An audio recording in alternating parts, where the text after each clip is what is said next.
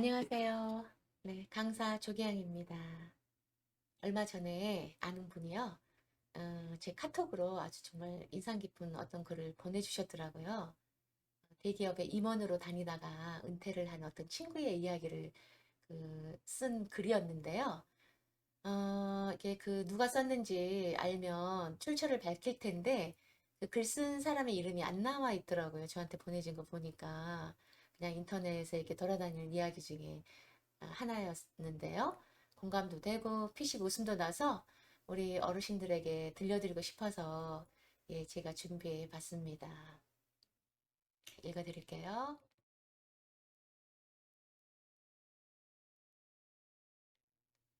친구가 은퇴하던 날 느닷없이 아내가 고마운 마음이 들었다고 했다. 이토록 명예롭게 은퇴하는 것이 다 아내의 덕분이라는 생각이 들었기 때문이란다.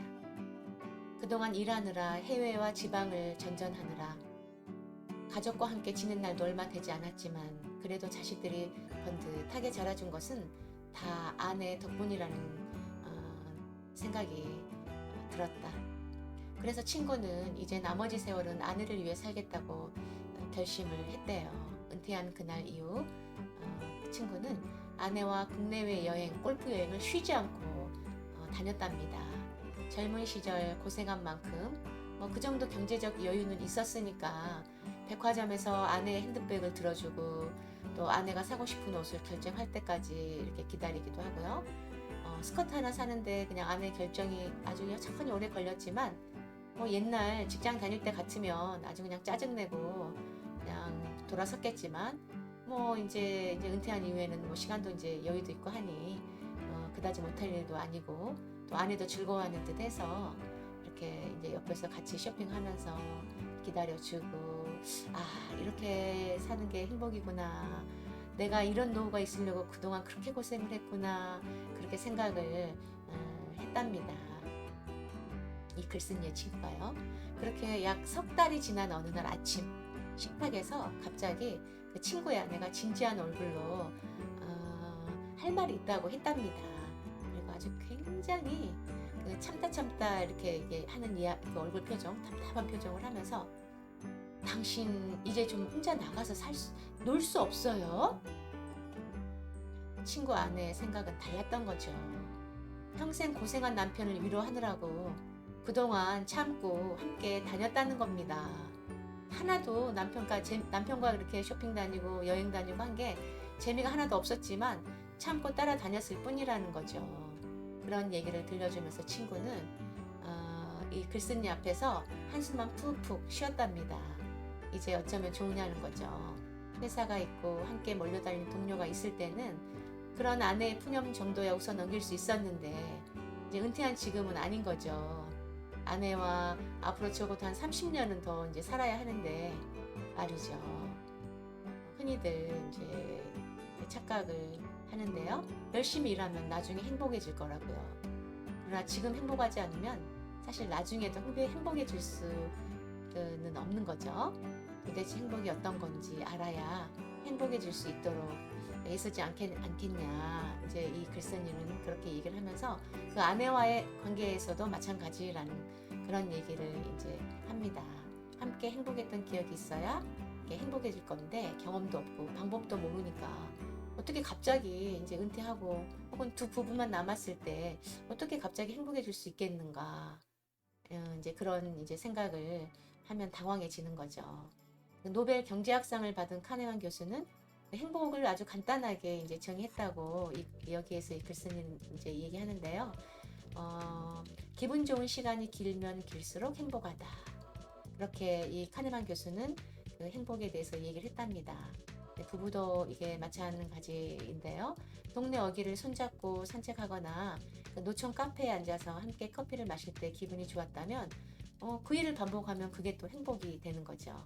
무엇보다 내가 좋아하는 게 뭔지 분명히 알아야 되는데 죽을 때까지 정말 내가 뭘 좋아하는지도 모르고 죽는 사람이 사실 많지 않을까요?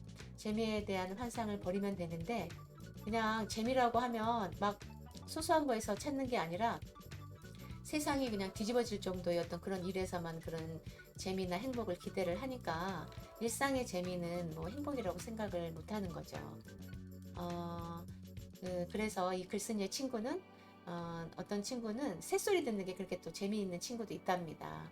그래서 소리만 듣고 50여 종류의 새를 구별할 수도 있다는데 새소리 들으면 기분이 이제 좋아지겠죠.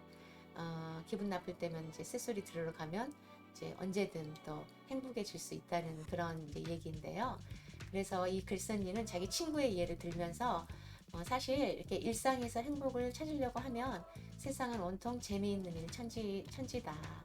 다 늙어서 나가 놀아라 라는 말을 듣기 전에 내가 좋아하는 것부터 분명히 알아차리고 또 이렇게 혼자 놀 수 있는 방법도 이렇게 알고 있어야 아내가 귀찮은 존재로 여기지 않는다.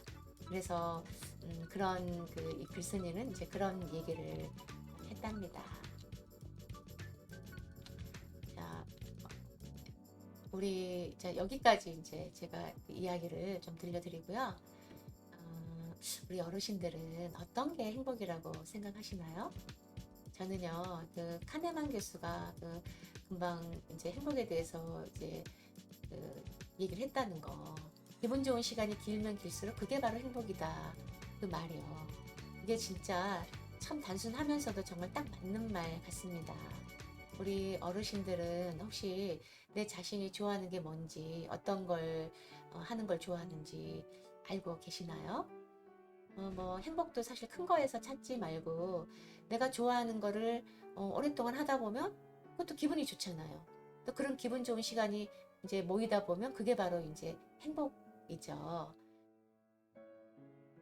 제가 들려드린 지금 그 이야기는 한 60세 정도 되는 사람들 이야기쯤 될 것 같은데요.